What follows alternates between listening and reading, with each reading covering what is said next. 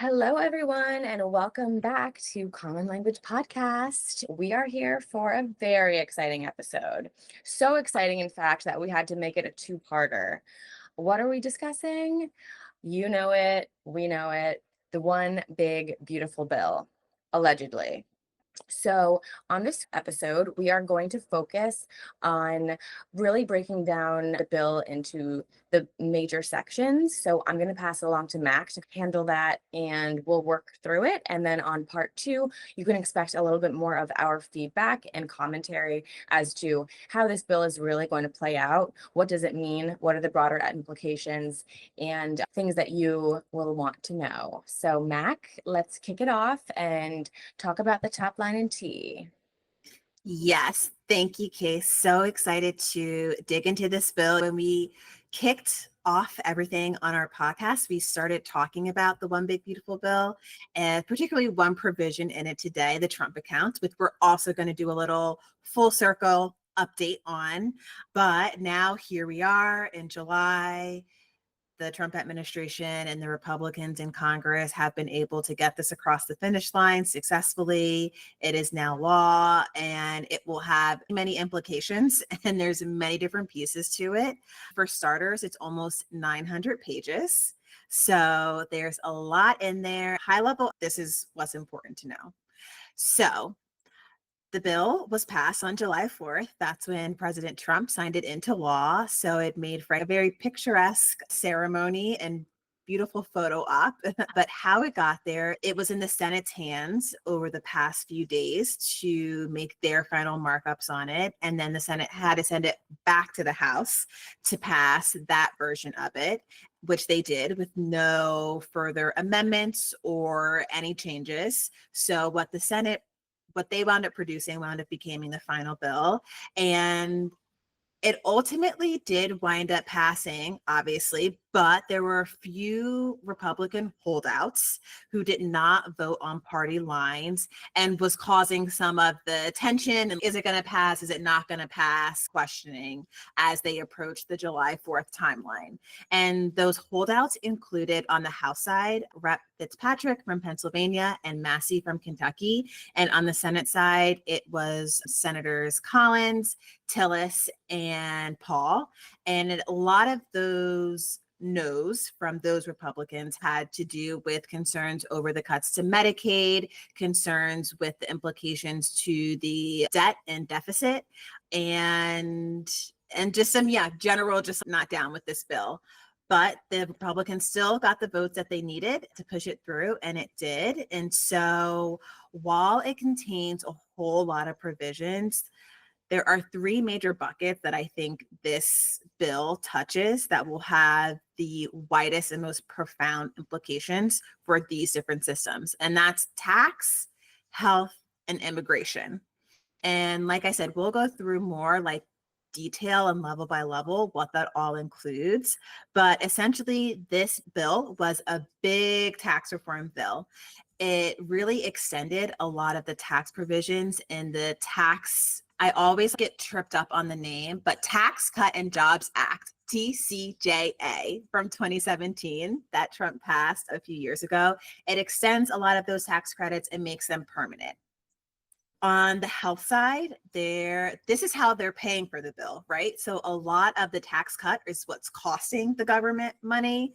So how are they paying for this? They're paying for this by making changes to Medicaid, Medicare, Affordable Care Act, and the health insurance marketplace. So we're going to see lots of changes when it comes to who's paying for Medicaid for states versus the federal government, and who is eligible for Medicaid and all these different healthcare programs. The third bucket is immigration. So it ramps up a lot of spending around borders and ICE and Customs and Border Protection, CBP. There's also a lot of changes in the tax provisions that have to deal with immigration and immigration status and citizenship status. So what that means is there are a lot of tax credits that people cannot claim unless they have a social security number. For example, the child tax credit. This is a very popular tax credit. It helps parents it's a refundable tax credit. So parents can actually get money from the government if they don't owe anything, if they claim this tax credit. And now one of the new provisions is that both parents have to have a social security number to claim this tax credit. So any families where there's mixed status in terms of citizenship, they'll may not be eligible for this tax credit anymore.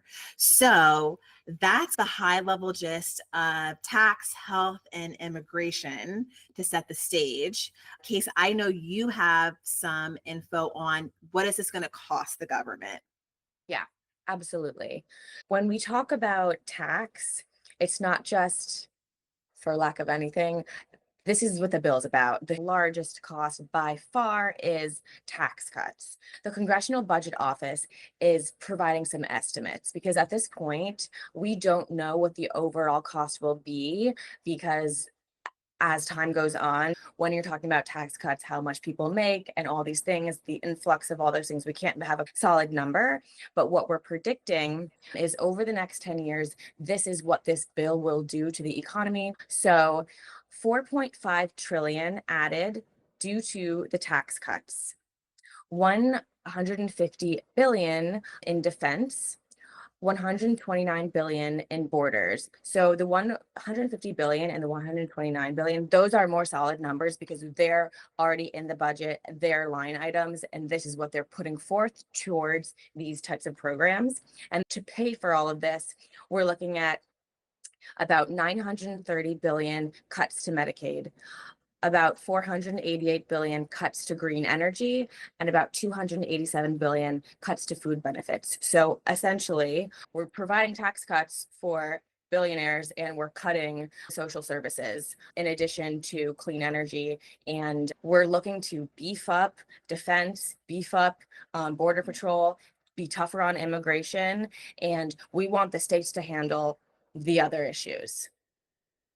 That's pretty much what the government is saying. Yeah, I think that's a fabulous readout.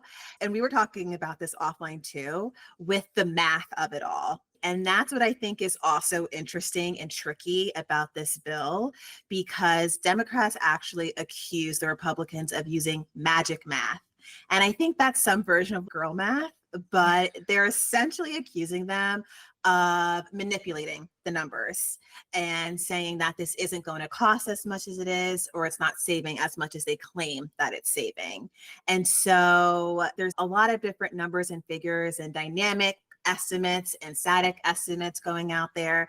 But I think the bottom line is like this does add $3 trillion to the deficit, to the debt. But if you are interested in getting a nonpartisan overview of the bill and you really want to see all the different provisions that are in there, because like we said at the top, the ones that we're going to focus on are like tax, health, and immigration, but there's so many other things in this bill. There's a lot of education and student loan reform in this bill. There's a lot of transportation provisions in this bill, transportation infrastructure, as well as climate and other pieces. But I will say, I think one source that people should look to in terms of getting a better understanding of what all is in this are actually different law firms who do write-ups of these bills, analysis, and it's not particularly super biased or partisan, right? Because of course, the Republican Party, the Trump administration, they've put out their press releases saying this is what the bill does. And the Democrats and other folks have put out their press releases saying, oh, this is what the bill does, and this is the math. And I think they each have their own kind of motivations, incentives, and language that they use to talk about this. But if you want to see what's in the bill, check out different law firms, the different lobbying firms who are just capturing the different provisions and will tell you kind of line by line, section by section, what is in this bill. So that's a little tip. It's a good tip. It's a good tip because I also think that, to your point, Mac, we're seeing so much talk about this bill on both sides. For Trump, it was a huge victory. For the Dems, it was a huge loss. There is so much tucked inside this bill. And I do think that, like you discussed, reconciliation and how that was used and how that process can enable things to get pushed through when maybe they wouldn't have had the support otherwise is also another thing that is really important when it comes to this bill because it is very overarching. It's a huge piece of legislation, and given the time frame, they passed it really quickly. Based on what we've seen coming out of the Trump administration thus far, I don't believe that they think everything through. I think that we've seen that play out time and time again. They're really about action and they're not really about doing their due diligence. So I'm curious to see how these things will play out, considering how fast everything is moving. Such a great point because one, I will say overall, this bill was written relatively fast, right? You had House members after this bill passed say they didn't even realize there were certain provisions in this bill because they didn't have time to read it. And that excuse, that's not the first time that excuse has been used. That's not like a new playbook. But still, I do think that in this case, that is true that this bill was written really fast. And even though there were even some Republicans at the end trying to push the party to take a step back and take a second look and try to negotiate other terms in there, ultimately, those that did not vote on party lines weren't successful in those attempts to get their team to come back to the drawing board. And how this will be implemented will also be interesting because the timeline for that varies. Some of these Medicaid reforms aren't actually going to be implemented for a while out. So it will take time to see the effects of this bill, years possibly, to see the actual impacts of this bill. Of course, the tax provisions, a lot of those will happen when you go to file taxes the next year. But that was super interesting. And to your other point, Case, and we'll talk about this more in the second episode because it raises the questions of what's next. But this bill is so meaty because it includes a lot of Trump's agenda in it. The Republicans have two more opportunities to use the reconciliation process before the next midterm elections. We'll see if they'll do that. But essentially, this is a win for the Trump administration. They got a lot of what they wanted into one bill and they got it done in 6 months. It's definitely saying something in terms of the way Trump wields and uses his power. He's coming in hotter, stronger than previous presidents. He's unapologetic and he's fighting for what he really wants. I think that can raise multiple red flags in terms of what does our democracy really look like when we're having such an authoritarian figure play by his own rules. But at the same time, I do think that you have to give credit where it's due, where he made promises on the campaign trail. He has an agenda that he wants to push, and he's doing everything that he can to do that. There's definitely a balance of power at play here, and we need to uncover more of that. But with this bill, he is solidifying that he's really not playing any games. Yeah. When we talk about some of the Republican holdouts, one of those people that we mentioned was Senator Tillis from North Carolina. And when he pushed back up against this bill, Trump threatened to primary him. Yeah. I'll take your seat. And then Tillis was like, actually, I'm retiring. So have at it. But it's just, and as he should be very concerned about the Medicaid implications in North Carolina because of this bill. But it's like, certainly coming in hot, and anyone who tries to derail, they're going to have another thing coming. They certainly will. So while this in a way was definitely a win for the Republicans and Trump, on the other side of that coin is the Democrats who got some backlash and some heat for not really stepping up to the plate. Casey, what did you say that Obama said about them? This is hot off the press. Obama was in New Jersey speaking at an engagement for some of the gubernatorial races and other things that they have going on in New Jersey, which are very relevant there, and really called out the Democrats and told them that they need to toughen up in no short words. That was the direct quote. Toughen up.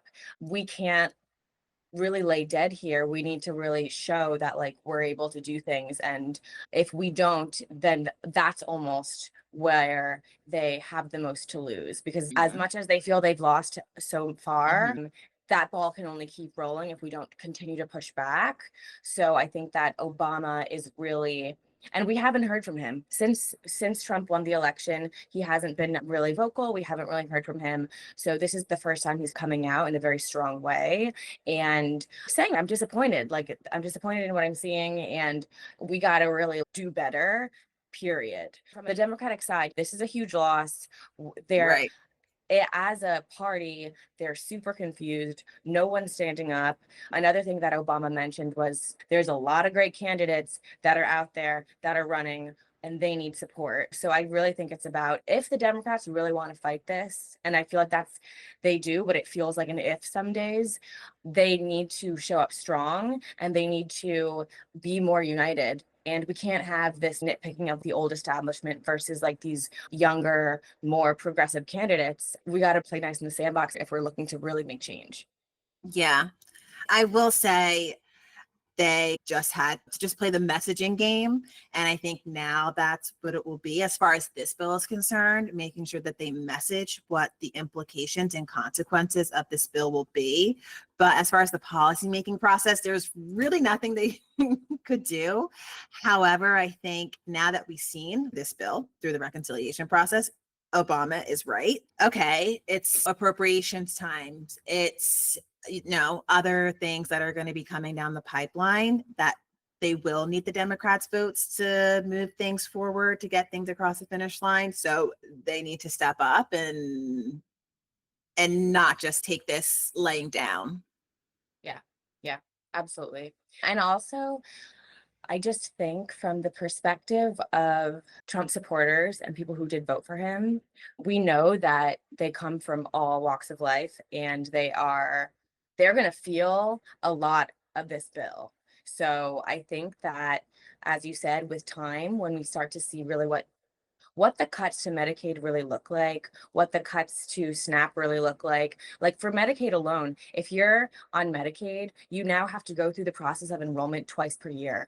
It's painful enough to go through insurance once a year. They're making you go through it twice. Like it's in the bill, it's gonna kick a lot of people off. And ultimately the states can't recoup all of this funding immediately. So they're going to have to be scrambling to try and figure out what happens. And in the meantime, you won't have coverage. So I do think that we're going to see exactly what was meant to come out of this bill come out of it. And there's also going to be things that we don't know how it's going to shake out on both sides. We'll see how it goes. Yes. And more on that in part 2. Yes. Okay, so one thing that we discussed in our very first episode was the Trump accounts. This was intended to be saving accounts for babies that was in the Big Beautiful Bill. So Mac is now going to explain how it shook out throughout the different versions and where those accounts land today in the legislation. Yes. So the Trump accounts, which we had our eye on, started dating back to our first episode. They did make it into the final version of this bill. And we're going to share just what these final provisions are. So, starting with the way that these accounts are going to be structured is any person under 18, any minor, will be eligible to open a Trump account. However, it's only going to be the babies that were born within this 2-year time span, January 1, 2026 through the end of 2028, will receive this $1,000 seed money. So this is really like a pilot program that they're going to be launching, although these accounts these kids will have them for the rest of their lives potentially. So $1,000 of seed money for babies born in the next 2 years from the government. And another new provision or like change to the provision is there's a 5K annual contribution limit. And now all employers, which were eligible third-party contributors, are only allowed to provide half of that annual contribution. So they can only provide up to 25K. The rest has to come from relatives, parents, other people who want to invest in your child's account. And this account can only be invested into certain funds, and that will be managed by the Department of Treasury. There was a lot of advocates who wanted to see more flexibility in investment strategies they're limited to certain options. The next thing is that when the child does turn 18, essentially these accounts will turn into traditional IRA accounts, and all the tax implications as far as withdrawing and penalties will apply. Some experts say that if you're looking to use this account as a vehicle for college, which is one of the eligible things you can use this money on, there are still other accounts like 529s, which are the traditional education savings accounts for families that are more advantageous because of the tax implications. I would say if you have a kid in the next 2 years, definitely take advantage of the free $1,000.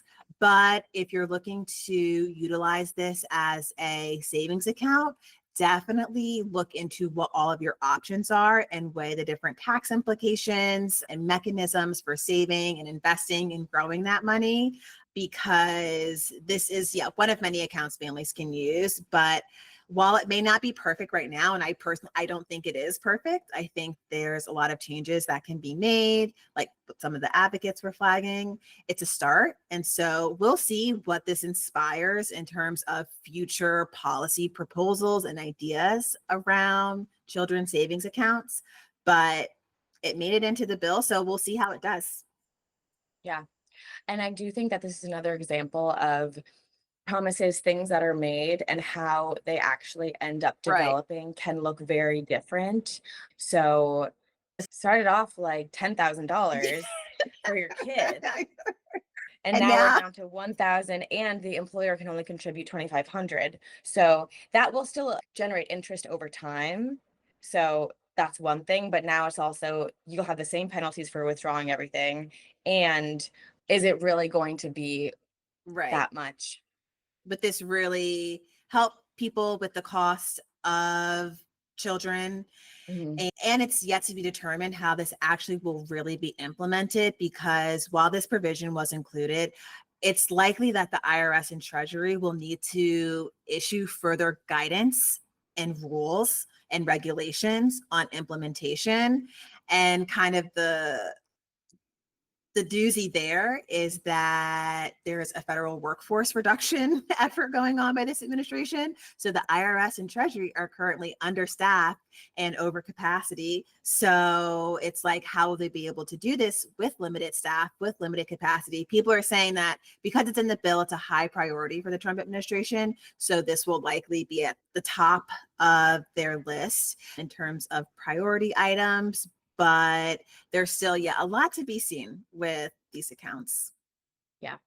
And you bring up a really good point too, just talking about priorities, because when we talk about the reduction of workforce, which is ongoing, and the judge just pushed through that they're allowed to make even more cuts. So there will be even more cuts to the federal workforce. This is going to allow Trump to continue to push only his agenda, because they're not going to be able to have the time and resources that they have had in the past to work on other projects and other things that are still very important.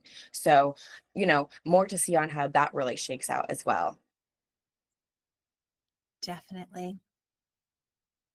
Okay, great.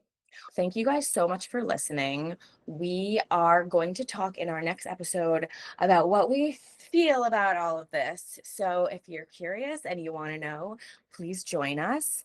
But for those looking for more information about specific topics, we will link all of our sources and some great articles in our show notes. It's impossible for us to go through every little detail. It's a lot in there, but we're trying to paint the bigger, broader picture of what you can expect, and also what this will mean for really the culture of how government is continuing to develop. So if you have any questions or if you have any feedback, and please feel free to reach out. Exactly. Stay tuned for part 2. We're going to dive a little bit deeper into some specific provisions, particularly the ones that would be the most impactful. So stay tuned if you're interested in a deeper dive. But if you have any questions, feedback, thoughts, definitely hit us up on TikTok, Instagram, YouTube, Substack now, and let us know, because we'd be happy to hear your thoughts and respond. Thanks. Bye.